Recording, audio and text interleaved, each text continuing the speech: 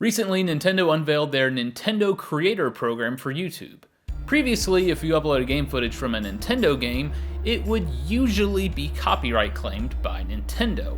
Technically, they have every legal right to do this, but many people wonder, why? Most other game companies allow you to use their game footage and see it as free advertising. With the Nintendo Creator Program, Nintendo hopes to share the advertising revenue with the content creator, extending an olive branch, if you will. However, the rules and regulations of the program have caused more frustration, and many people think the whole program is one of the biggest mistakes Nintendo has ever made. Now, is it a mistake? I think so, but their biggest mistake? Hardly. I love Nintendo. It's my favorite video game company ever, but even I'll admit that they have made some mistakes in the past. So I thought today, let's look at the top 3 biggest mistakes Nintendo has ever made.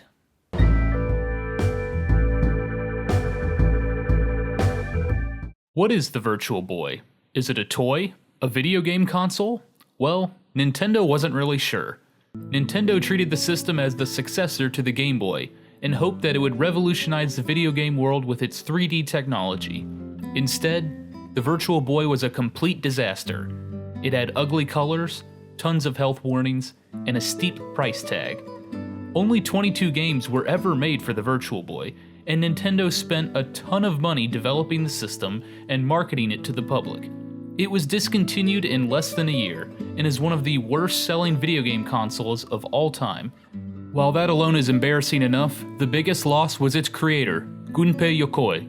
There aren't any concrete details, but it's widely believed that the relationship between Nintendo and Yokoi was strained after the failure of the Virtual Boy. He quietly left Nintendo after 31 years of service. Yokoi was a Nintendo legend, having previously developed the Game & Watch and the Game Boy. Just a year after leaving, he died in a car accident. It's fair to wonder what Yokoi may have come up with next, had he stayed on with Nintendo.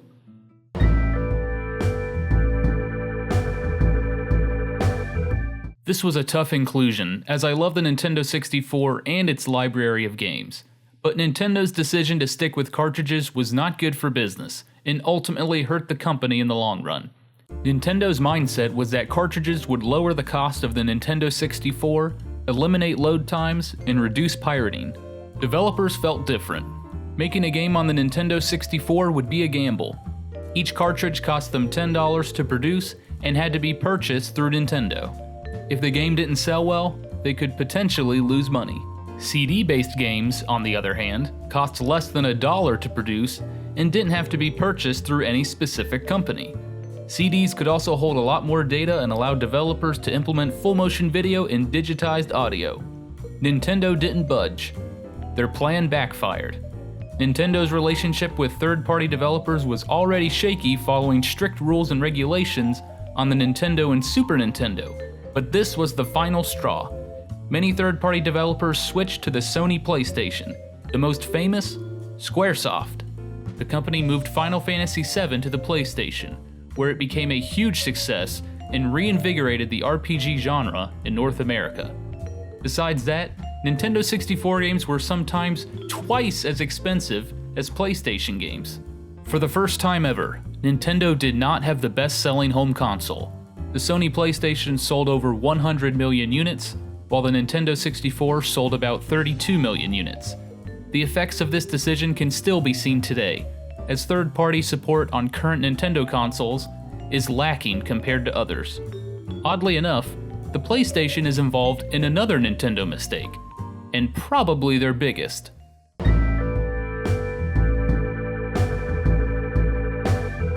In 1988, Nintendo and Sony announced a joint venture to develop CD-ROM technology for games, as well as an audio chip for their next console.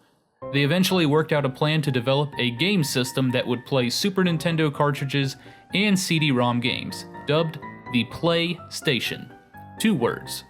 But as the system was getting closer to being announced, Nintendo grew paranoid.